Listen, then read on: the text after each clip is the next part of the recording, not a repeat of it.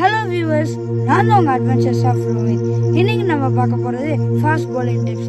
வாங்க வீடியோக்குள்ளே போகலாம்.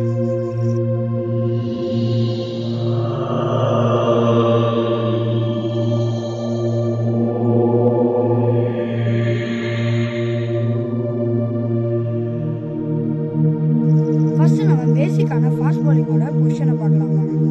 ஸோ ஃபாஸ்ட் bowling-ஓட பொசிஷன் வந்து இந்த ரெண்டு சீம் இருக்கு இல்லையா, அங்கே தாங்க இருக்கணும். Middle finger and Poynting finger அது மேலே இருக்கணும். அண்டு இந்த தம் ஃபிங்கர் இருக்குது பார்த்தீங்களா, அது கீழே இருக்கணும். நீங்கள் ரொம்ப கிரிப்பாக போடும்போது பவுன்ஸ் ஆகுங்க. அதனால் லூஸாக பிடிச்சிங்கன்னா உங்களுக்கு யாக்கருக்கு லென்த்துக்கெல்லாம் ஈஸியாக இருக்கும்.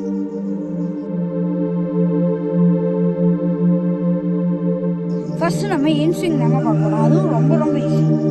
ஸோ இந்த பாயிண்டிங் ஃபிங்கர் இருக்குங்க இல்லையா, ஸோ அதை இங்கே வச்சுக்கணும். அண்ட் மிடில் ஃபிங்கர் வந்து இந்த சீமை விட்டு தள்ளி வச்சுக்கணும். உங்களுக்கு தெரியும்னு நினைக்கிறேன். ஸோ இவ்வளோ தாங்க. ஸோ இன்ஸ்விங்குங்கும் போது ஸ்டெம்ப் இங்கே இருக்குன்னா, ஸோ இங்கே வரணுங்க. ரிலீஸ் பண்ணும்போது இவ்வளோதான். கையை வந்து இந்த மாதிரி டேர்ன் ஆகணும். அதாங்க இன்ஸ்விங். ரொம்ப டைட்டாக பிடிக்கக்கூடாது, கொஞ்சம் லூஸாக பிடிச்சிங்கன்னா தான் யாக்கர் ஆகும்.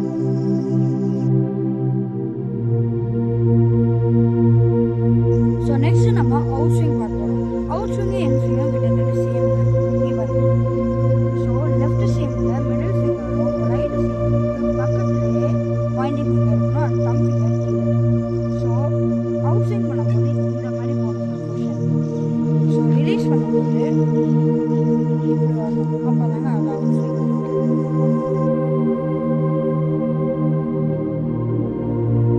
ஸோ இப்போ நம்ம பார்க்கும்போது ஒரு நக்கிள் பால், அது வந்து ஒரு ஸ்பெஷல் பால் மாதிரி. ஸோ இந்த பாயிண்டிங் ஃபிங்கரும் இந்த மிடில் ஃபிங்கரும் இப்படி மடக்கிக்கிட்டு இந்த சீம் இருக்குல்ல அதில் போய்க்கணும். அண்டு தம் ஃபிங்கர் கீழே இருக்குங்க. ஓகே, இவ்வளோதான் பொசிஷன். ஸோ ரிலீஸ் பண்ணும்போது இப்படி வந்து இப்படி வரணும். ஓகே,